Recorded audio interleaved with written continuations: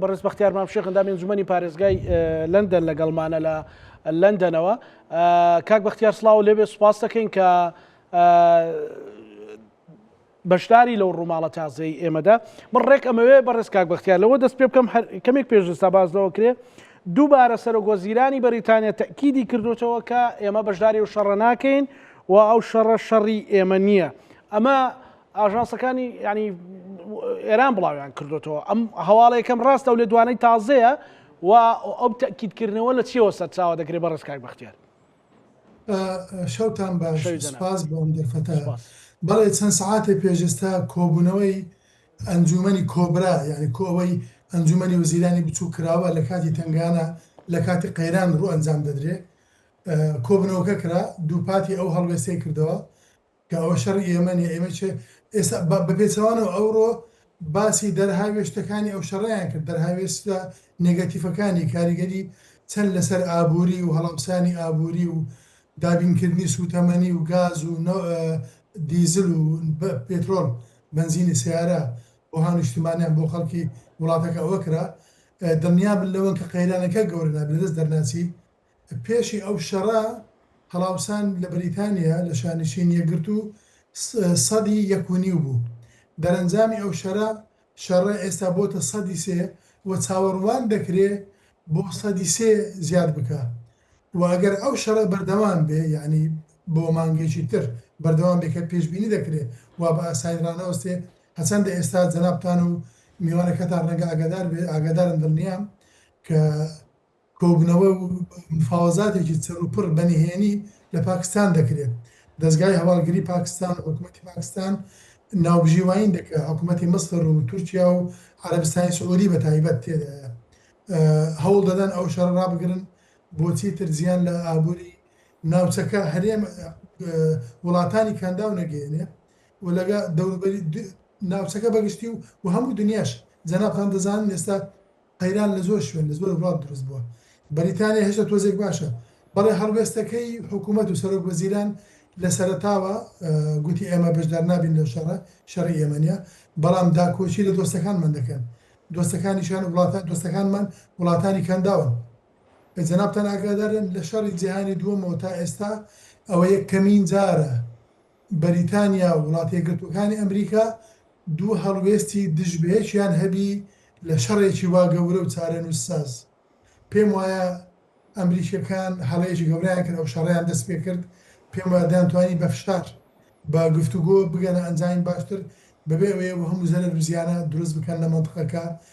ناسەقامگیری بۆ هەموو دنیا و ناوچەکە بێنن. لە پاشان وڵاتێکی وا گەورەی وەکو ئەمریکا کە هەیبەت و شکۆی خۆی هەیە بەڕاستی ئەگەر لەو شەڕە بە دۆڕاو دەرچوو زەرەر و زیانەکان یەکجا زۆر دەبن لە ڕووی دیبلۆماسی. ئێستا بینیمان بە ئاشکرا ئیسپانیا و یەکەم جار وڵاتەکەی ئێمە یونایتدکەی ئەوە شانشین یەکگرت و لە پاشان ئیسپانیا و وڵاتانی ترش وە خەریکە چاوێن لێ دەکەن خۆیان بە دوور دەگرن. ئەگەر ئەو شەڕە بۆ جۆرە ڕامەستا ڕژێمی کە پێدەچی ناژر بخێم لە بیدایەتەوە ڕاموا بوو گۆڕینی ڕژێم وا بە ئاسایی نابی. ئێستاش باز دەکەن 50,000 سەرباز و مەرین زیاهێناوە، بەڵام 50,000 چی؟ ئێستا سەرجەمی فرە جەمسەریە لە ستاک جەمسەری عێراق 200,000 سەربازی زیاتر پێویست بوو. 35 وڵات تێدا بەشدار بوون. ئێستا دوو تاکە وڵات ئیسرائیل و ئەمریکا چۆن دەتوانن شتێک بکەن؟ بۆیە ئالۆزە و حکوومەتی بریتانی چکە دوو حزبی جیاوازن، پارتەکەی ئێرە حکومڕانە پارتێکی چەپە پارتیکار، من ئەندامی ئەو پارتە 24 ساڵ ئەندام لەو پارتە هەڵوێستی دژە شەڕە و ئەوان شتێکی لە شتێک باز دەکەن. بەشداربوونی شانشین یەکگرتوو لە شەڕی داگیرکردن یا ڕزگارکردنی عێراق لە پاشان لێکۆڵینەوەشی گشتی کرا 2 ساڵ 3 ساڵی پێچوو دەرەنجامەکەی ئاشکرا کرا، بڵاو کرا بە کتێبێکی گەورەی نزیکی 1000 لاپەڕەیە باسی هەموو شتە خراپەکانی داگیرکردنی عێراق دەکات. ئەوان باشکرا دەڵێن ئێمە نامانەوێت تەجروبەی عێراق جارێککە دووبارە بیتەوە دوا لە بیرمان بێ. ئێران وڵاتێکی 90 ملیۆنی زیاتر لە 90 ملیۆن کەس ئەگە ئەو ڕژێمە بڕوخێ فەوزایەک لەناو وڵاتەکە دروست دەبێت لە مەنتقەکە دروست دەبێت دوور نییە 10 ملیۆن کەس ڕوو لە ئەوروپا بکەن. خۆی ئەوروپا خۆی لە قەیران و تەنگژەیەکی ئابووری دارایی زۆر گەورەدایە، خۆیان دیانە ڕێ بگرن لە کۆچی نایاسایی. ئەگەر ملیۆنەها خەڵک سووریەکان هاتن بە ملیۆن هاتن بەڵام ئێرانەکان بەدەیان ملیۆن دێن ئیتر چلەوە دەکەن بۆیە حکوومەتی بەریتانیا پێداگری لەسەر ئەوە دەکا ئەو شەڕە بە ئاشکرا ناڵێن شەڕێکی نایاساییە وەکو ئیسپانیا بەڵام بە جۆرێشتر دەڵێ ئێمە لەسەر ئاستی هەواڵگری لەسەر ئاستی تەکنیکی ئیتفاقی ڕێکەوتنی درێژخەیانمان لە حربی عالمی دووەم تا ئێستا هەیە ئەوە هەمووی بەردەوامە بەڵام لەو شەڕە ئێمە بەشدار نابین بەکارێکی خراپی دەزانین و پێویستیشە هەرچی زووە ئەو شەڕە بگیرێ و هەوڵ بدرێ بەڕێگای دیبلۆماسی ئەو قەیر کێشەی نێوان ئێران و کۆمەلگای نێودەوڵەتی نێوان ئێران و وڵاتانی کەندا و ئەمریکا و ئیسرائیل بە شێوەی دیبلۆماسی چارەسەر بکرێت. کاک بەختیار ئێستا لە ناو خۆی بەریتانیا بە لایەنگرانی خۆتەزانی لایەنگرانەوە نییە بە چاوان لە دەمی حزبەکانیان یان ڕاگەندراوی حزبەکانیان بێت تێڕوانینیان چیە وەکو ئەو نخبەی کە یان ئەو خەڵکانی کە متابعی ئەو جەنگاکەن. ڕاستیەکەی هەر حزبێ یعنی ئەوە قاعیدەیە کاتێککە حزبێک فەرمانڕەوایە وڵاتەکە بەڕێوە دەبا هەر حزبێکی تر لە ئۆپۆزیسیۆن بێ هەمیشە دەوێت لە شتێ دەگەڕێ ڕخنە لە حکومەتا بگرێت دوو حزبی سەرەکی ئێستا هەن پێشان یەک بوو بەس تەنها پارتی پارێزگاران بوو ئێستا پارتی پارێزگاران بۆ پلە 3 و 4 دابەزیوە حزبێکی تازە هەیە بە ناوی ریفۆرم حزبی چاکسازی کە سەرکردەکەی کابرایەکی ڕاستڕەوی تونڕەوە ناوی ناجل فاراجە ئەو هەل ڕۆژی یەکەمەوە دەبگوتی دەبێ ئێمە بەشدار بین لەو شەڕە بە هەمان شێوە سەرۆکی پارتی پارێزگاران دەبووە ئێمە شان بەشانی وڵاتی یەکگرتووەکانی ئەمریکا بەشدار بین لەو شەڕە و بچینە ناو شەڕەکە و هەوڵ دەین گۆڕانکاری لە جوگرافیای سیاسی بکەین لە ڕووی سیاسی و سەربازی بەشدار بین لە سیاسی سەر پشتیوانیان بکەین و لە ڕووی سەربازی چەک و تەقەمەنی و کەشتی گەلمان بگەێنین لە ڕۆژی یەکەمەوە تا ئێستا ئەو حکوومەتی ئێمە بەڵێنی داوە کەشتیەکی سەربازیان هەیە یەک کە فڕۆکە هەڵگرێک کە بینێرێ بۆ ناوچەکە هەتا ئێستا بڕێەوە نەگەیشتووە وەگە بشگاتە دەگاتە قوبرس بە ئاشکراش گوتی ئێمە دەینێرین بۆ دیفاعکردن داکۆچیکردن پارێزگاریکردن لە دۆستەکانمان بۆیە پارتە بەرهەستکارەکان ئەو دوو پارتە لەگەڵ ئەوەن کە دەبێت ئێمە هاو هەڵوێستی ئەمریکا بین شان بەشانیان شەڕ بکەین و یەک هەڵوێستمان هەبی بەڵام خەڵکەکە بە شێوەیەکی گشتی چونکە قەیرانە ئێستا مە هەستی پێ دەکەین بۆ وڵاتانی ترنە بەڵام ئێستا بنزین و گاز لە ڕۆژی یەکەمەوە تا ئێستا 15-16 نرخەکەی زیاد بووە وەگەر ئەو شەڕە بەردەوام بمانگێکی تر ڕان بگاتە 50-60 تر زیاتریش لە وڵاتانی تر لە چەند وڵاتێکی ئاسیوی لە هند و لە ئەفغانستان و پاکستان و بەنگلادێش و فلیپین ئەوانە لە ئەزمەدان بەڕاستی ئەنی غاز نەماوە خەڵک بێوە تەلەڤیزیۆنەکان دەبینن لە کەناڵەکان کە خەڵک سرە دەگرێت بە ڕۆژ بۆ بوتڵێ غاز ئەم بابەتە گەر لە مەسەلەی ململانی هێز و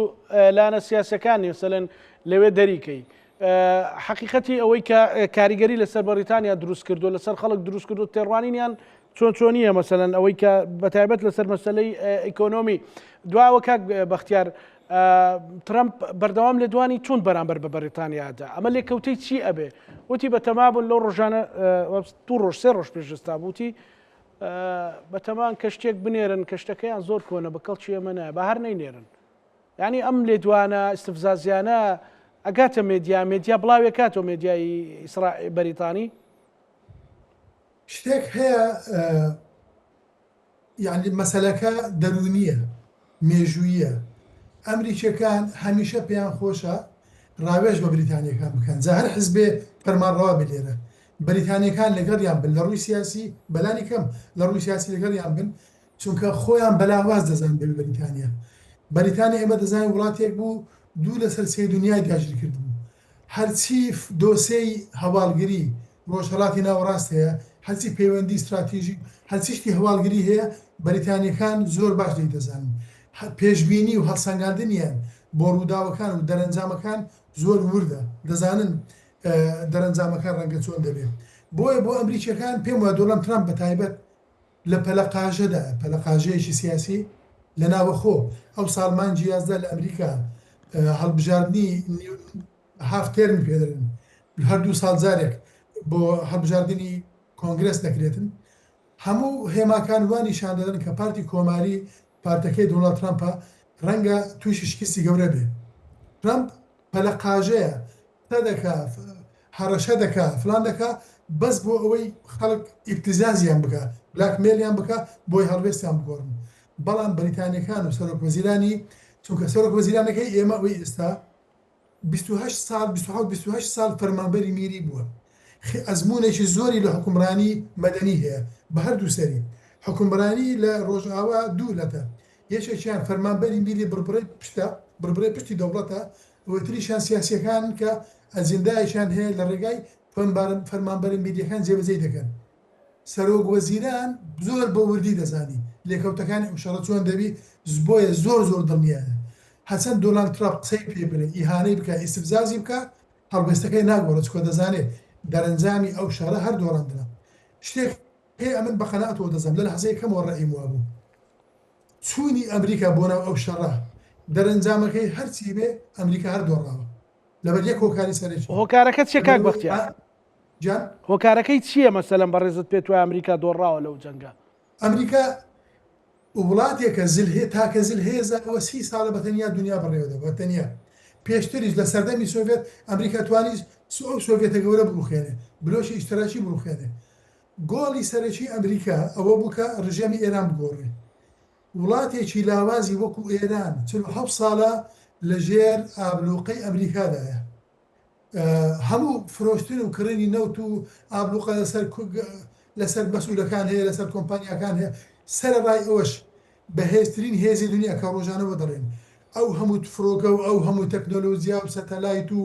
هەرچی توانای دنیا هێناگەنە ئەو ڕژێمیان پێ نەڕوخان گۆڵەکەشیان ڕوخاندین ڕژێمەکە بوو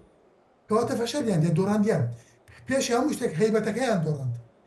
ئەوە دەرەنجامی زۆر دەکەوێتەوە یعنی کاتی خۆی ئەو وڵاتە شانشین یەکگرت و بەریتانیا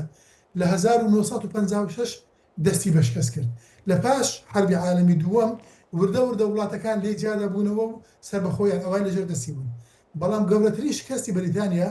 لە دوای 1956 بوو کە مصریەکان قەناتی سوێسیان تەئمیم کرد ئیتر وردە شەڕی کرد لە شارەکەات سەرکەوتو نەبوو نەیتوانێت قەناتی سوێز بگەڕێنێتەوە ژێر کێفی بەریتانی چکەست زیاتر لە ساتی سیلی هی بەریتانیا بوو بەڵام ئەو کات بە سەردەمی لە سەردەمی جەمال عەبدولناسر تەئمیمیان کرد و سۆڤێت پشتی گرت و سەرکەوتوو بن ئێستا هەمان سیناریۆ دووبارە بۆتەوە لێنە ئەمریکا بەو هەموو هەیبێتەی یعنی بۆچی سەرۆکەکانی پێشتری ئەمریکا نەدەهاتنە شەڕیان لەگەڵ ئێران نەدەکرد چونکە لەو دەرەنجامەیە ترسان ئەگە ئەمریکا ئێستاش بێ ئەو ڕژێمە بگۆڕێ دەیگۆڕێ بەڵام دەبێت 200-300 هزار سەرباز بێنێ بەڵام لێکەوتەکەی دەرهاویشتەکەی نرخەکەی یەکجار زۆرە ئەمریکا ئێستا لەمە پاش ئەگە شەڕێکی کە لەودا لەگە سین دروست بێ هەچەندە سین بەدوای شەڕ ناگەڕێ بەڵام لە شوێنێککە شەڕەشکەی بۆ دروست بێ ڕەنگە ئەو شەڕی بە ئاسانی پێ نەکرێت ئەمریکا وڵاتێکە هەنەک ئەمریکا هەموو وڵاتانی ڕۆژئاوا بە قەرز دەژین من کە تازە هات بووم یەکەم زار بووم ئەندامی شارەوانی لە 2014 لە خولی یەکەم بریفینگمان هەبوو لە کۆبنەوەیکی لەسەر وەزعی دارایی وڵاتەکە ئەو کاتە لە 2014 قەرزی ناوخۆ و دەرەچی بە حکوومەتی بریتانی و کاتە باز دەکەم بەرامبەر بە GDP 174 بوو 174 قەرز بوو 120 ژمارە ڕاستەقینەکە بوو ئێستا بەریتانیا دوای 12 ساڵ ئێستا تقریبا بۆتە 100 ئەمریکا لە 100 ڕەتی کردووە باش کاک بەختیار سادە بەهێزە کاک بەختیار ئەگەر ئەو شیکردنەوانە لە هەرێمی کوردستان ئێستا مەسەلەن جەنابەت لێرە بوویتە وەکو نووسەر و شیکارێک یان چاودێرێکی سیاسی یانوت کە ئەمە لە ئەنگری کۆماری ئیسلامی ئێرانە مەسەلەن بەڵام بەڕاستی بەڕێزت بە فاکت قسە دەکەی پێشبەستوو بە فاکتێکی من باسی ژمارە دەکەم من باسی واقعی بوون دەکەم یعنی تۆ زلهێزێکی وەکو ئەمریکا چۆن دەبێت قمارێکی وا بکە تۆ پێویستت بۆ قمارە هەیە لەگەڵ ئێرانێکی لاوازی 50 ساڵ لەژێر حسارە شەڕ بکەی پێویستت بۆ نەبوو ئەوە نەفامی کاڵفامی سیاسیە وڵاتێکی وازل هەیە چۆن شتێکی وا دەکە دەیتوانی بەردەوام بێ لە ئابلوقە فشارەکان زیاد بکە بکات خۆی من بە ئیسرائیلەکانشم گوت برادرم هەن لێرە جوولەکەن کاتی کە 7 ئۆکتۆبەر دروست بوو گوتم بزانە جێ بگرە ئێستا هەموو دنیا تعاتوفی هەیە لەگەڵتان ئێوە شەڕ مەکەن خەڵکە شەڕتان بۆ دەکا حەماستان بۆ زەعیف دەکەن سەرچێدا دەماڵن بەڵام ئەگەر ئێوە شەڕ بکەن لە حەماس نابنەوە چونکە ئەوان شەڕی پارتیزانی دەکەن تۆ بۆ ئێران بۆ نادۆڕێنی ئەو زلهێزە عنی ئەمریکا تەسەوڕە من لەگە ئەمریکاییشم کردووە دەزانم عەقڵیان چۆنە دەزانم چۆن بیر دەکەنەوە 3 سال بەڕاوێژکار بەلایوان 3 سال لە عێراق لە ئەمبار لە عێراقیشم کردووە لەگە بریتانیەکان و لەگە ئەمریکیەکانیش ئەوان ئێران شەڕی پارتیزانی دەکات زۆر ژیرانە ئەوان زانیان ناتوانن ئەسمانیان بپارێزن زانیان ناتوانن کەشتەکانیان پارێزن ناتوانن باڵەخانە و شوێنە میریەکانیان پارێزن خۆیان بۆ شەڕی پارتیزانی ئاشکرا ئامادە کرد ڤێتنامیەکان نەفسی شتیان کرد مقاومەی بزانە ئەفغانیەکان نەفسی شتیان کرد ئەمریکا واقعیان باسی فاک دەکەین ئەمریکا کام شەڕی بردووەتەوە بس پێم بڵێ دەتوانێت وڵات وێران کە و خاپور بکە بەڵام پلانیان نییە شەڕەکە نابنەوە تۆ قۆناغی دەبێەوە بەڵام ئەی دوای ئەوە چی دەکەیت لە عێراق فەرمەوە لە 2000 بەفعلی هەرێمی کوردستان لە 91ەوە کەم تا زۆر ئەمریکیەکان لەبێت لە 2003 هەموو عێراق لە بەردەستی ئەمریکیەکانە فەرمو کۆنترۆلیان نییە سوکە استراتیژیان نییە پلانیان نییە هەر کەسە داهات ڕۆتێشنی وانە چۆنە ئەوان لە عسکەریشان دەکرد قائیدێک کە دێتن 9 مانگ 10 مانگ ئەو پەڕ 11 مانگ لە مەیدانەکە دەبێت بێ بە سەلامەتی بچێتە وڵاتەکەی خۆی تەسلیمی شەشتری بکاتن استراتیژیەک و پلانیشیان نییە بەڕاستی مشکلە ئەمریکیەکان ئەوەیە بەڵام کاک بەختیار باسەکرێت کە ئەمریکا زۆر سیستماتی کەوت دەیان ساڵە ناوەندە وردەکانی ئەمریکا ئەو پلانانیان داناوە بۆ ئەوەیە نەخشە ڕۆژهەڵاتی ناوەڕاست بگۆڕێ و ئەنی ئەمانش باسەکرێ لێرە لە هەرێمی کوردستان نا یعنی هەتا حدێک ڕاستە ینی کەس نکۆڵی لە هێزی تەکنۆلۆجی و سەربازی ئەمریکا قەت ناتوانێت بکات بەڵام خەڵک ئەوە نابینێ ئەمریکا لە قەیرانێکی ئابووری و دارایی زۆر مەزندا دەژی پێویستی بەوەیە بۆیە هەمیشە بزانە لە شەڕی جیهانی دوم بۆ تا ئێستا بەتایبەت لە 40 ساڵی ڕابردوو هەمیشە لە شەڕێکەوە بۆ چووتە شەڕێک لە هەموو شەڕەکانی دۆڕاو بووە هیچ قازانجی نەکردووە ئەو هەموو قەرز و خۆ لەسەری کۆبەتەوە بە خۆیان دەڵێن 3 تریلیۆن دۆلاریان لە عێراق و لە ئەفغانستان سەرف کردووە فەرموو ئەفغانستانی بینیمان چۆن بەجێهێشت عێراقیش حاڵی چۆنە ئێستا بۆ حاڵش ئەوان استراتیژی ئەوە بناسم چۆن بۆ دێکن سیاسەتیان ئەوەیە تەنها شتەکان تێک بدەن و لێگەڕن بەخۆی چاک بێ ئەگەر ئەوە بێ ئەو شتێکی ترە بەڵام پێم وانە بەڵێ ئەگەر ڕێمەولات کاک بەختیار ئەگەر ڕێمەولات ببوورە کاک بەختیار دکتۆر ینی ئەو قسانەی کاک بەختیار مامشێخ کە بەرپرسیارەتی لە ئیشک لە دام و دەستگا خزمەت گوزاریەکان مەسەلەن یان چاودێریەکانی بەریتانیان لەندەن ئەو بۆ شێوێ باسیەکات بۆ چوونی بەڕێزت لەو بارەوەچی خۆی ئێمە لەناو ئەمریکاشە خەڵکی زۆرمان هەیە لە زۆر جیاوازە لە کاک بەختیار ینی بۆ ئاڕاستی کاک بەختیار بەڵام هێشتا لە کاک بەختیار قسەکات ئەم شەڕە کاک زانا شەڕێکی زۆر جیاواز بوو بۆ ئەمریکا بە پێچەوانەی شەڕی ئەفغانستان بە پێچەوانەی شەڕی عێراق بە پێچەوانەی شەڕی کەندا و بە پێچەوانەی شەڕەکانی شەوکە ئەمریکا هەڵی گیرستاندووە ئەمریکا ئەم شەڕی بەتەنیا کرد بەو مانایی کە پرسی بە هیچ وڵاتێکی ناتۆ نەکردووە ڕاوێژ لەگەڵ هیچ وڵاتێکی ئەوروپیا نەکردووە و تەنانەت ڕاوێژی بە کۆنگرس نەکردووە یعنی ئێمە زانین شەڕەکەی لە کاتێکە هەڵگیرساند کە تەنانەت بەشێکی زۆر لە کۆنگرس ئاگای لێ نەبووە ئەوە هیچ دموکراتەکان بەتەواوەتی تەنانەت کۆمەڵێک لە سیناتۆرە کۆماریەکانی ناو کۆنگرسی ئاگیان لە شەڕەکە نەبووە یعنی شەڕەکە بە شێوازە گشتیەکەی بریتی بۆ لە شەڕێکی ئەجەندادار شەڕێکی بەرنامە بۆ داڕژرا و بەڵام لە بینی کەیە لە بینی ستافی دۆناڵد ترەمپ لەگەڵ نەتانیاهۆ لە کۆمەڵی گفتوگۆی یەکتربینی ناکەیتریان بینیوە نەتانیاهۆ لە ساڵ ڕابردووە چەند جار چۆتە ئەمریکا گفتوگویان کردووە پێکەوە بەرنامەی شەڕیان داناوە ئێستا لەناو ئەمریکایە ڕەخنەی جدی لە دۆناڵد ترەمپ هەیە یانی داتاکان باس لەوەکەن کە 170 خەڵک لە دیموکرات لە کۆماری لە مسلمانەکان لە کۆمەڵگە جیاوازەکان لە سۆسایەتە جیاوازەکان لە ڕێکخراوە جیاوازەکان هەتا لە میدیا جیاوازەکان دژی شەڕەکەن بە تەنیشتیەوەی مازانین کە بەدەمەوەچوونی ناتۆ بۆ شەڕەکە کە بۆتە جێگەی نێگەرانی دۆناڵد ترەمپ بە بەریتانیا لەلایەکی ترەوە بەشێک وڵاتانی ئەوروپا لەلایەکی ترەوە ئەمە وای کردووە کە ناڕەزاتەکان زۆرن بەرامبەر بە شەڕەکە ئەم شەڕە وەکو پێشتر باسممان کرد هەموو جارێک لە شەڕێکی سەربازی بوو بە شەڕێکی اقتصادی لە شەڕی اقتصادیشا بەوە نییە تۆ بەشدار یا بەشدار نیت تێوە ئەگلەی ئەویتە قوربانی کە کاریگەری لەسەر دروستە بێ. ئێستا هاوڵاتیانی ئەمریکا کەوتونتە ژێر کاریگەریەوە، هاوڵاتیانی بریتانیا کەوتون ژێر کاریگەریەوە، هی ئەوروپا کەوتون. عەرزم کردی پاکستان ئێستا لە بەردەم هەڕەشەیە کە نزیکترین وڵاتە لەو دەوروبەرە. ئەوتا لە هەرێمی کوردستان و لە عێراق ئێمە زانین بۆ نمونە لە دوو هەفتەی ڕابردووە بە دیاریکراوی کێشەی غاز لە هەرێمی کوردستان دروست بوو، غازی ماڵان. خۆی مە هیچ پەیوەندێکمان بە شەڕەکەەوە نییە، بەشێکین لە شەڕەکە کەواتە شەڕەکە ئامانجی جیاوازی خۆی وەرگتووە، یان با بڵێم جۆرەکان وێنەی جیاوازی خۆی وەرگتو کاریگەری بەجێشتووە. ئەوانەی کە دژی شەڕەکەن ئەوانە نین کە دۆستیێرانن، ئەوانەی کە دژی شەڕەکەن بەشێکی کەمیان باوەڕیان بۆ وایە کە ئێران پێویستە بمێنێتەوە، بەڵام میکانیزمی مامەڵەکردن لەگەڵ ئێرانە زۆر بە خەڵازانن. یعنی زۆرێک لە کۆمارەکان ئەوانەی کە نیگەرانن لە شەڕەکەی ئەمریکا و ئیسرائیل دژی ئێران دۆستی ئێران نین، ئێرانیان خۆش ناوێ، هەتا وڵاتانی کەنداو، هەتا وڵاتانی دەوروبەری ئێران، هەتا بەشێکی زۆر لە هەوڵاتانی هەرێمی کوردستان، بەشێکی زۆر لە ئێرانەکان خۆیان چ لە فارزمانەکان فارزمیحوەرەکان چ لە سونەکانی زاهیدان و بەلوچستان چ لە ڕۆژهڵاتەکانی خۆمان خەڵکی زۆرمان هەیە کە دژی شەڕەکەیە، بەڵام ئەمە هیچ پەیوەندی بەوە نییە کە ئەمە ئێرانم پێ باشتر لەویتر نەخێر. میکانیزمی شەڕەکە جیاوازە، ئامانجی شەڕەکە ناڕوونە، ئەوەی کە خەڵک ئاڵێ ئەگەرچی تقریبان خەریکە وردەوە دەوەکو پێشتر ئاماژە نەتیجەکەی بۆ خەڵک دەڕوونە بێتەوە. کاکزانە ئەوەی کە بۆ خەڵک گرنگە لێکەوتە شەڕەکەیە، ئەم شەڕە چەندە کاریگەری لەسەر بژێوی خەڵک بەجێڵێ، ئەم شەڕە چەندە کاریگەری لەسەر پرۆسی پەروەردە و خوێندن و ژیان ڕۆژانەی خەڵک بەجێڵێ، ئەم شەڕە چەندە کاریگەری لەسەر داهاتوی خەڵکەکە بەجێڵێ. بەشێک لە هەوڵاتانی ئەمریکا ترسیان لەوە نییە کە ئێستا ئەم 2 ساڵێک کە دۆناڵد ترەمپ ماوە قەرانی دارایی ڕوویان تێ بکە. ئێوە ئەوان زانن دۆناڵد ترەمپ بزمانێکی گەورەیە و ئەتوانێت وەکو چۆن قەیران دروستکە قەیرانیش هەلکە. ترسیان لە دوای دۆناڵد ترەمپە، یعنی 155 بەشداربووانی ڕاپرسەکانی ئەمریکا دژی شەڕەکەن بۆچی چکە پێیان وایە ئەم شەڕە درێژخایەنە حل ناکرێ بۆیان. لە دوای دۆناڵد ترەمپەوە قەیرانەکان دەرەکەون،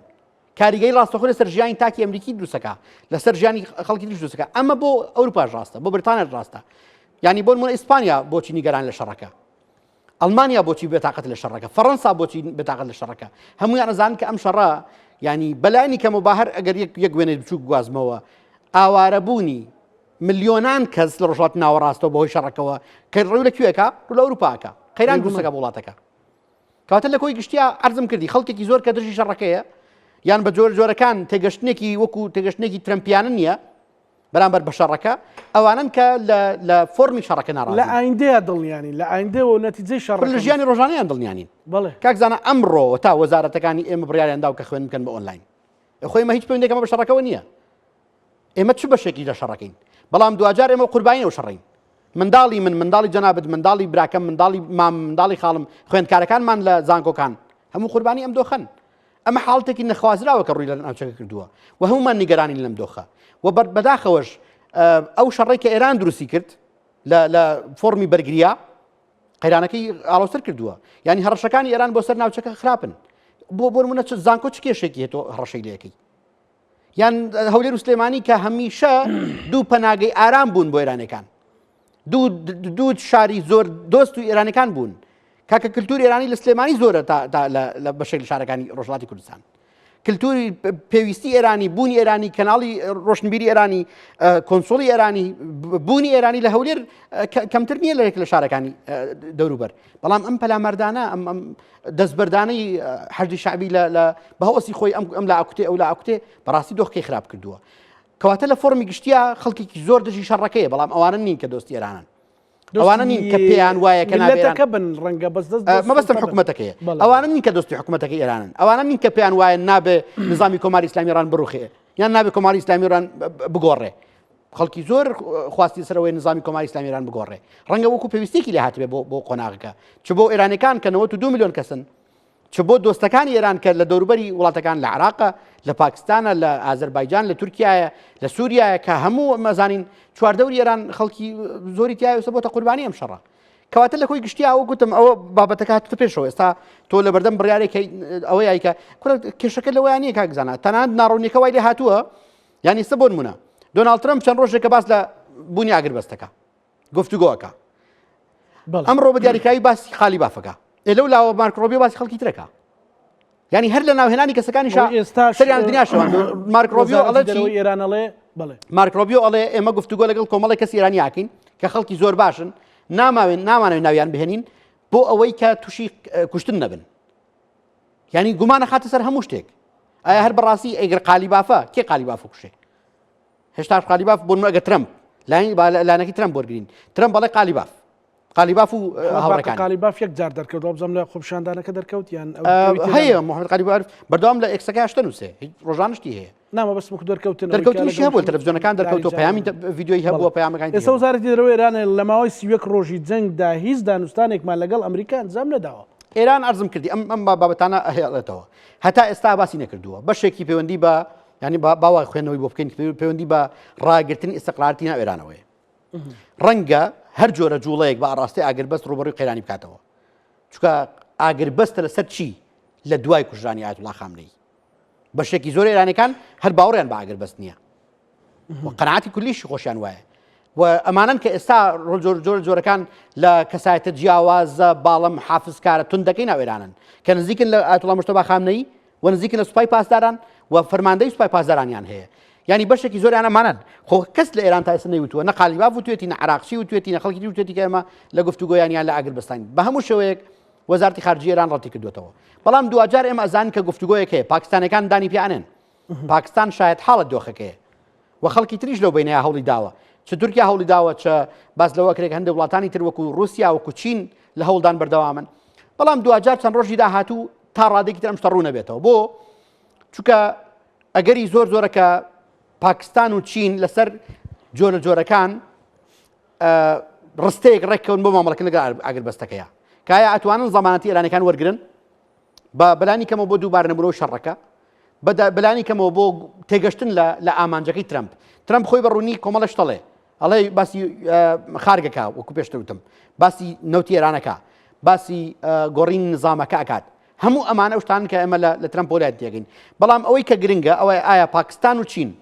ئەم پەیامە بە نەحوێک ئەگەن بە ئێرانەکان کە ئێرانەکان ڕازی بن دوجار یەک شت زۆر گرنگە بیڵێم کاکزانە ئێمە بە پێچەوانەی زۆر لە تێگەشتنەکانەوە حەزەکەمەوە بڵێم کە دۆناڵد ترەمپ کون و کەلەبەی ڕۆژهەڵاتی ناوەڕاست شارەزایە ئەزانە چۆنی مامەڵ لەگەڵ ئەفغانستانە کردووە ئەزانە چۆنی مامەڵ لەگەڵ سووریا کردووە لەگەڵ عراقیەکانە ئەزانێ هەر بۆیش نوری مالکی لەسەر گۆزیانی عراق ڕەتەکاتەوە لەگەڵ تورکیا ئەزانە چۆن مامەڵاکە لەگەڵ وڵاتانی کەنداوە باش زانێ مامەڵە بکات و بزنسی زۆر گەورەی هەیە دۆناڵد ترەمپ چی ئەوێ لە ئێرانستانێکی ئەوێ لە فۆرمی ئەفغانستان لە فۆرمی سووریاستان کەمێک مۆدەرنتر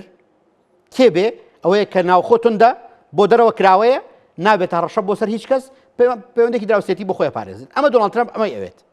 بەڵام ئایا ئێران بەمە ڕازی ئەبێت یان ڕازی ئەکرێ ئەو مۆزوعەکەیە کەواتە ئاگربەستی ئێمە لەم نقطەیە پێ لەم نقطەیە بەڕێز کاک بەختیار ئەوەی کە جەنابەت وەکوتت کە شارەزایی لە بابەتەکەی خوێندنەوەت بۆ بابەتەکەیەوە لەگەڵ ئەمریکیەکان بوویت لەگەڵ بەریتانیەکانی و خۆت ئێستا لە بەریتانیت کورد لەو بابەتە ئەتوانێت چی بکات مشتومڕ زۆر هەیە قسەی زۆر لەبارەوە ئەکرێ کورد ئەتوانێت چۆن هەم خۆپارێزی زیاتر بکە وەکەوەی دکتۆر وتی ڕەنگە زۆر جار بە ئامانجی ژیراوین مەسەلەن ئەم ئێوارەیە مەسەلەن لە گردێکی سلێمانی باتۆڕێک ئەینێک کەوتۆتە خوارە درۆنێک ینی کورد دەتوانێت چی بکات بەڕێز کاک بەختیار پێشی ئەوەی باسی ئەوە بکەم پێم خۆشە باسی کەسایەتی ترەمپتان بۆ بکەم بڵێ ئەوەی خوێندنەوەی من بۆ کەسایەتی ترەمپ چونکە سیاسی نەبووە ڕاستە تۆزێک لە سیاست تێدەگات حکومڕانی بە شێوەیەکی گشتی لە ڕۆژ ئاوا لە هەموو دنیا دەبێ وابێت بەڵام لە ڕۆژ ئاوا بۆ جێرەیە وەزیفەی دەوڵەت دابینکردنی خزمەتگوزاریە کۆکردنەوەی بازە دابینکردنی خزمەتگوزاری تەندروستی پەروەەردە فێرکردن ڕێگاوبان دیفاع و هەمووی یعنی ناوخۆ ئەو پارە پەیدا بکە بۆ ئەو خزمەتگوزارانە پەیدا بکاتن عقلیەتی ترامپ عقلیەتی تازیرە هی دەوڵەت نییە تازر عقلی ئەوەیە سەفقەیەک بکە ئێستا بە زووترین کات بە هەفتەیە دوو هەفتە قازانجێکی زۆر بکە سەبری ئەوەی نیە 6 مانگ ساڵێک 2 ساڵ بەڵام ئەوەی سیاست دەکات دەوڵەت بەڕێوە دەبا پلانی درێژخایەنی هەیە پلانی ساڵەی 6 مانگەی هەیە ساڵی هەیە 5 ساڵی هەیە 10 ساڵی هەیە 20 ساڵ ترامپ ئەو عقلی نییە عقلی زۆر خێرایە کورتە مەوداهەیە کورتە دەیەوێت شتێک بکە لە ماوەیەکی زۆر کورت ئەنجامەکەی ببینی چۆن فێنزەوە لای گرت بە چەقەنەیە بە چون معاملەیان کرد و سەرۆکەکە هێنەوە ئێستا محکەمەی دەکەن لای وابوو هەماشە دەتوانین لە ئێران دووبارە بکاتەوە ڕاستە تا حدێک ڕەنگە شارەزایی ڕۆژهەڵاتی ناوەڕاستە یان بتوانێت پێم وانە شارەزە ئەو دەزانێت چۆن ئیبتزازی خەڵک بکە بلاکمێلیان بکە نازانم ئیبتزاز دەبیرم نییە بلاکمێل لە کوردی چوشێک ئێستا بەکار دێ بەرامبەری کرێ بڵین جۆرێک لە سۆزیان بزوڵێن یان ئاراستیان بکە تۆ شتێکی خراپ لەسەر کەسێک بزانی یا نقطەی زۆفی بزانی ئەو قازان زۆر لێ بکە لەبەرەوە بەڵێ ئەو دەزانی ئەو چۆن بەکار دێنێ ترامپ بە بڕوای من پیاوی دەوڵەت نییە پیاوی تیجارەتە تیجارەت ڕێگا و ڕێسای خۆی هەیە دەوڵەت بەداری ڕێگا و ڕێسای خۆی هەیە هەر دەوڵەتێک هەر کەسێک بێوێت دەوڵەت بەعقلی بزنسمانێک بەڕێوە باتن ملەتەکە زەرەر دەکات ملەتەکە بدە قوربانی ئەمریکا لە قەیرانێکی ئەومان باس پەنجەرە سەودانانێ ئەمریکا لە قەیرانێکی دارایی زۆر گەورەدایە ڕەنگە تووشی ئیفلاس بن ڕەنگە یعنی قەیرانی زۆر گەورانەیە بەهای دۆلار دابەزێ داهاتیان کەم دەبێتەوە ترامپ دەیەوێت بە ماوەی 6 مانگ ساڵێک دەیویست پلانەکەی ئەوە بوو بۆ هەڵبژاردننی پێشوەختە ئەوەی مانگی 11 نسفی نیوەیی زۆربەی کێشەکان چارەسەر بکە بۆ حزبەکەی دەنگی زۆر بێنێ بەڵام چونکە پلانەکەی کورت مەودا بوو پێشبینی وی نەکرد بوو کە کاتی زیاتری بووێ تووشی شکست بوو ئەوە سەبەبەکەیە باشە کورد چی بکە باشە زۆر بەداخەوە ینی کورد ئەمە کارتەکانمان زۆر کەون ئەگەر باشی کوردستان دەکەی باشوور دەبێ خواخوای بی هێرشی نەکرێتە سەر نیشانی بدەکا کە ئێمە پەڕەشاندین لەسەر ئێران بەشێک نین لەو پلانە دوای هەمان شت وڵاتێکی وەکو کوێت دەزانم قاعدەی عسکەری من لەوێ بووم دەزانم قاعدە عسکەری بریشەکەم بینیوە چەند گەورەیە هەموو قاعدەکانی قەتەرم بینیوە کوێتم بینیوە کاتی لەگەڵ بریشەکانیشم دەکەم بەڵام کوێت بەشێک نێ لەو شەڕە بەشێک نێ لەو موامەرە وڵاتانی نازانم ئیمارات و قەتەر و ئەوانە قەتەر بەعکسەوە دۆستایەتیان لەگە ئێران هەیە باشتر حەزیان لەو شەڕە نەبوو بەڵام ئەوانش بوون بە ئامانج چۆن وڵاتانی کەندا و بوون بە ئامانج کوردی دەبێت بە ئامانج بەڵام پرسیارەکە ئەوەیە ئایا ئەمریکا لەگە ئیسرائیل دایانەوە بەڕاستی دەتوانن یەکەم دوایە دووەم دەتوانن ڕژێمی ئێرانی بگۆڕن هیچ زەماناتێک هیچ گەرنتیەک هەیە پێم وایە زەحمەتە ئاسان نییە لەو قۆناغە ئێستا مانگەشی بەسەر چوو تا ئێستا هیچ ئیشارەتێک نییە ڕژێمەکە ئیش دەکا و یەکێک دەکوژری چێشکە دەسێت جێگای مەبەستم باسی خەسارەت ناکەم یعنی ئەم باسی زۆر ڕوون بین لەوە من حەزم لە چیە لە شتێک لە چی نییە ئەو لایەکم داناوە من باسی فاکتەکان دەکەم ژمارە شتانێکە بینین حەز و ئارەزوی خۆم لە جێشکە داناوە من وەکو هەموو کوردێک پێ خۆشە کورد خاوەن دەوڵەت بین دەرفراز بین بەڵام ئێستا کارەساتێک بەڵایەک ڕووی لە ماڵمان کردووە ئەو شەڕاگەتەشە نەبسێنێ گەورەتر بێ ڕەنگە هەموو شارەکانی کوردستان هێرشان کردە سەر ڕەنگە خوانە خواستە ئەو دۆستەکانی ئێستا کە ئێستا دەکەن دۆستەکانی ئێران لە عێراق ئەوان هێرش دەکەن لەسەر هەرێمی کوردستان ئێ باشە خوانە خواستە ئەگەر خوشک بەلایانمان پێشمەرگەکانیان ناردۆ ڕۆژهەڵات ئەوان شکستیان هێنا ئەو کاتە ڕەنگە سەدان هەزار کەس دەبێت بکوژرێت ببتە قوربانی بۆیە کورد کارتی زۆر کەمە بەداخەوە هەر دەبێت هەوڵی ئەوە بدەین نەبینی بەشێک لەو شەڕە نەبینە سوتماک نەبینە قوربانی ئەو جەنگەکە هیچی مەکردان لێ بەڕاستی چونکە سەردەمەها گۆڕە کاتی ڕووخاندنی سەدام 2003 قۆناغێک بوو تاکجەمسەری بوو ئەمریکا قیادەی هەموو دنیای دەکرد ئێستا ئەو سەردەمە بەسەر چوو ئەمریکا وڵاتێکی لاواازتر لە جاران تەنانەت ناتۆی لەگەڵ نییە ترامپ چون کەس دەوڵەتمەداری و سیاست نازانێت هەلەو لەحزەیەوە هات بوو بۆ سەرۆک ئەو جارە دژایەتی هەموو دەوڵەتانی کرد بازی لەسەر دەوڵەتان زیاد کرد بۆی کێشە ناوخۆیەکانی ئەمریکا چارەسەر بکات ئەوە پێت دەڵێ کێشە داراییەکانی ئەمریکا چەند گەورەیە دەبێت بەبات چارەسەری بکات سەبری نەگرت لە ماوەی 4 ساڵ وردە بە قانون شتەکان چارەسەر بکات هەمووی بە پلانی بە بڕیاری تاکلایانە خۆی بڕیارەکانی دەخۆشی ئیمزا دەکات کەسێک کە پێی وایە کەس لەو گەورەتر نییە لە مێژوو کەسی وەکو ئەو دروست نەبووە نامێت تحلیلی شخصیەتی بکەم بەڵام سەرکردەیەکی سیاسی دەرکەوتوو نییە پێم وا دەبێتە هۆی شکستێکی زۆر گەورە بۆ ئەمریکا ئێستا ئۆڕەدی هەیبەتی ئەمریکا لەخت بووە پێم وانێ ئەو ڕژێمی ئێرانیشی پێ بخێ ئەو کاتە ئابڕوویان دەچی پێگە سیاسی و دیپلۆماسی بەهێزەکەیان لەدەستدا چونکە هیچ حسابێکی بۆ یاسای نێودەوڵەتی نەکرد هیچ حسابێکی بۆ UN نەکرد هیچ حسابی بۆ وڵاتانی ئەندامی ناتۆی نەکرد کە بەخۆی سەرۆکیانە حسابی بۆ سەربەچەکانی خۆی نەکرد یعنی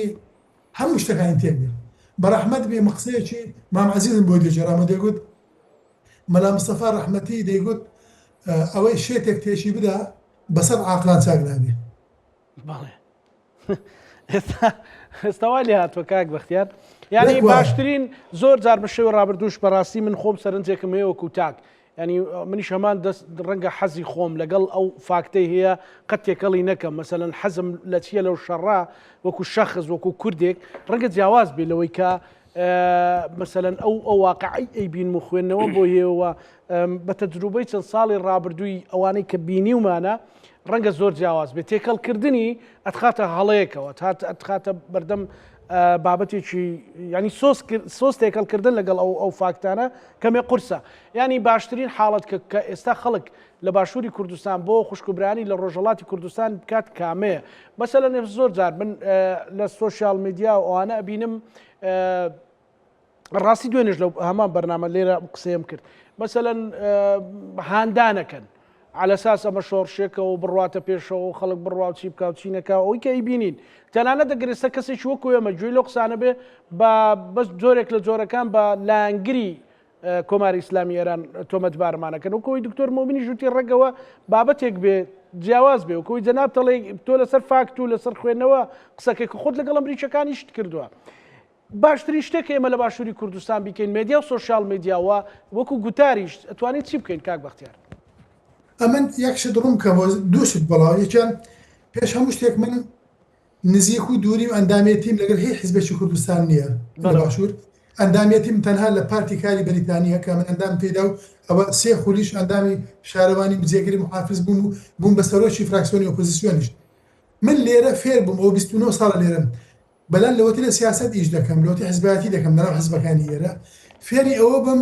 ئەوەی لە دڵمە و لە خەیاڵمە باسی بکەم ڕای خۆم بەبێت ترس باز بکەم واقعی بم باسی اقتصاد بکەم دەوڵەت بەڕێوەبردن پلانی دەوێت کە لە معارەزە بی لە معارەزەش دەبێت معارەزەیەکی ئیزابی بی ڕەخنە ینی وردبین بی لە شتەکان شتێک بکەی بالەت لە کۆتاییدا بە قازانجی ملەتەوە بی من پار نەورۆزی پار لە پەرلەمانی بەریتانی نەورۆز بگرم وان وەنراتی حکوومەتی هەرێم یان ڕێکخراوێک ئاهەنگی نەورۆزیان کرد لە پەرلەمانی بەریتانیا من لەوێ بە سۆدفا سەفیری ئێرانم بینی تازە هاتبوو برادرێک پێ ناسان بۆ تو بە سەفیری ئێرانە وش پێ ناساندم من جێ دار داوەتم کرد من هەموو هەفتا سەفارەت خانە لە شارەوانیەکە ئێمایە یەکی شیان ئیرانیە جارێکیان لە نەورۆز پێم وا داوەتم کردن من کە دیتم گوتی وەڵا ناوی تۆمان بیستووە تۆ ئیشی باش دەکەیت گوتم باشە ئەو بەهەڵم خۆستەوە گوتم باشە ئێوە پێتاوانیە ئەگەر ڕۆژ ئاوا شتێک بکە دژی ئێوە ڕەنگە سوود لە کورد ببینی گوتی بە گوتم باشە ئێوە مادەم ئەوە دەبین بۆ نایەن چارەسەری کێشەکە بکەن بۆ نایەن قسەیان لەگەڵ بکەن لەگە حیزبەکانی نوێنەرەکانی خوشکبرایانمان لە ڕۆژهەڵات بۆ نایەن مفاوزاتیان لەگەڵ بکەن مافیان بدەنێ مافی خوێندن و ئازادی و ڕادەربڕی ئەویان بۆ ناکەن بۆ ڕێگە لەوە ناگرن لە کۆتاییدا ئەوان خەڵکی وڵاتەکەن بۆ ڕاستەوخۆ ماغلەوە وەرنەگرن بۆ چاوەڕوان کەن هێزش دەبیی بەکاریان بێن دژیە گوتی ئەو پرسیارە زۆر زەحمەتە گوتم دەتوانانی بەستەراحەت گوتم دەتوانانی ئەو پەیامەی من ئەو کاتە بیگەێنە مرشدیانە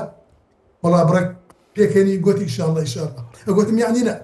مەبەستمە من ئەو قسەی لە هەموو شوێنێ دەکەم خوشکبرایانمان لە ڕۆژهەڵات بدەین بە مافی خۆیان بگەن بەڵام ئایا ئێستا ئەو کاتەی باشە نازان بەڕاستی یاریەکە زۆر گەورەیە یاری گەورانە بەڕاستی ئێمە کورد ئەگە زۆر هوشیار نەبی دەکەوینە ژێر پێیان دەبینە قوربانی ئێمە چەندین ساڵە باز دەدەین نارم خوشکبرایانمان لە ڕۆژهەڵات لە باکوور لە ڕۆژئاوا ببنە قوربانی باشوور بەڵام ئەو ئەزمونەی باشوور دەبی بپارێزین چونکە ببێتە سومبلێک بۆ کوردی هەموو دنیا دڵی پێخۆشە کورد هە شوێنێک بیکەم تا زۆر دڵی بە هەولێر و سلێمانی و دهۆک و ئەو شارانە خۆشەکە بە بێترس ئاڵای کوردستان لێبەرز کراوەتەوە دەمانەوێت خەڵک وڵاتانی دەوروبەریش فێر بن کورد بە ئازادی بژین لە وڵاتی خۆی لەو چوار دەوڵەتەی ئەگەر قەدەرمان بی ئێمە لەو چوار دەوڵەتە بژین بەشێک بین وڵاتانە دەبی بەسەربەرزی بژین یعنی ڕێگامان لێ نەگیرێ بتوانین بخوێنین پۆست وەربگرین دەوڵەمەند بین بزنس بکەین ڕێگامان لێ نەگرن لەسەر بنەمای هاوڵاتی بوون من سەفێری عێراقم دوور لەو ڕۆژە یعنی بانکی پێشێستا نەفسی قسەم بێگو گوتم ئەگەر ئێوە تەعامل لەگەڵ کورد بکەن لەسەر بنەمای هاوڵاتی بوون پێمانێ کەسمان کێشەمان هەبێ هاوڵاتی یەکسا بە چاوی کەم بە چاوی زۆر نا لە نەتیجەدا ئێمە هەموو هەر ئەومان دەبێت بەڵام بینەوە سەر باسی شەڕەکە بەڵێ دیتان دەرم من حەز و ئارەزوی خۆم لەلایەکدا دەنێم بەڵام دەبی واقعی بم واقعەکە ئەوەیە ئەو شەڕە زۆر گەورەیە ئەمە بینیمان پێشە چەند موشک ماڵی سەرۆکی هەرێم بووە 2000 موشک باران کرا درۆنی لێدرا سلێمانی قەزا ناحیەکانی تر هەولێر ئەو لە بیداەتی شەڕ لێدرێتن ئەمە دەبێت شتێک بکەین پێ ئەمریکا کە ئێمە بەشێک دین لەو شار ئێمە هێرشتا ناکەین لەسەر کەسیش هەم نادەین دژی ئێوە شەڕ بکە ئێمە دەمانێت بە ئاشتی بژین بێکەوە ئەو دەبی دوعاش بکەین دوو قسەی خێر بکەین کە پێمان بکرێت ئەو شەڕ ڕاوەستێ کێشەیمە لەو قۆناغا بە شەڕ کۆتایی نایە ئەگەر کەسێک پێی وابێ یعنی ئەگەر هەونەکە وابوو پلانەکە وابوو لایەن وابوو ئەگەر مرشیدی عەلا بکوژرێ بە سێ چوار ڕۆژ نیزامەکە دەڕوخێ و حکومەتێک دێ و کوڕەکەی شادەکەنە سەرۆت کاکە غەڵەت دەرچوون ئەوە سەرۆکی ئیسپانیا وات پێ دەڵێ سەرۆکی ئەڵمانی وات پێ دەڵێ سەرۆکی هەواڵگیری MI6 نفسی قسە دەکات سەرۆکی سەرۆکە پێشوەکانی CIA دەستگای هەواڵگیریەکانی هەموو دنیا اقتصادیەکان ئابووری ناسەکانی زانکۆ گەورەکانی ئێرە هەمان قسانە دەکەن من بەردەوام تابع دەکەم ئەو پلانێک کرا غەڵەت بوو ئەو شەڕێکی غەڵەت بوو نەدەبووە بکرێت ئێستاش دەبێت بە زووترین کات ڕاوەستێت دوێنێ بەیانی شتێکم خوێندەوە وەزیری دەرەوەی پاکستان دەڵێ ئێستا هەمووشمان دەزانین هەموو داواکاریەکانی ئەمریکا ئەوەی بەزیق و هورمز بکرێتەوە باشە خۆەوە کراوە بوو دەرەنجامی ئەو شەڕە بۆ داخرا یعنی هەموو خەونەکەت بوو ئەوە شەڕ ڕاگری کارەکە شەڕەکە ڕابژیرێ دەبی ئێرایش وەکو دەوڵەت احترام بژیرێ مافی بوو لەژێر فشاری وە ئەسڵەن هەنجە دەدەیە بەر حکوومەتەکە هەر حکوومەتێکی کە ئەوم هێرشێ زۆر لەسەربی هەرچی بیکادێکا بۆ دیفاع لە خۆی بکە بەڵام شەڕ حاڵەتێکی نائاساییە حاڵەتە ئاساییەکەیە فەرموو ئێستا کەس نازانێت زەدەر و زیانی ئەو شەڕە چەندە ژێرخانی ئابووری ئەو وڵاتە هەموو تەپی تاز هەموو تێکشێنرە دە 15-20 ساڵ دەوێت تاوە دروست دەبتەوە سەدان ملیار دۆلاری دەوێت ئەو شتیان دروست بنەوە حکوومەتی ئێرانی ئێستا چووکە لە ژێر شەڕەنەوە دەرم واقعبین بم حکوومەتی ئێرانی چووکە ئێستا لە ژێر عەزم شەڕ دەکەن بەڵام کاتێک ئەو شەڕە ڕاوەستە هەڵسەنگاندنیان کرد زیانی زەدەر و زیانەکانیان بینی ئەو کاتە حکوومەتەکە تووشی قەیرانی گەورە دەبی چۆن تۆ 9 ملیۆن کەس بەخێو دەکەی چۆن کارەبا و ئاو بۆ 9 ملیۆن کەس دەرمان دا و دەرمان کە پێداویستە سەرەتاییەکان معاشی هەموو خەڵکە چۆن دەدەی ئابووری دووەداتە پیوە ئەگە ئابل و قەت لەسەردانە چی ئەو دەوڵەتە چۆن بەڕێوە دەبێت حکوومەتە ئەو کاتە تووشی کێشەی زۆر گەورە دەبێت بەڵێ بەڕێز بەختیار مام شێخەندا بێنجومەنی پارێزگا لە لەندەن زۆر سپاس بۆ تۆ سپاس بۆ دەرفەتە سپاس دەکەم کاک بەختیار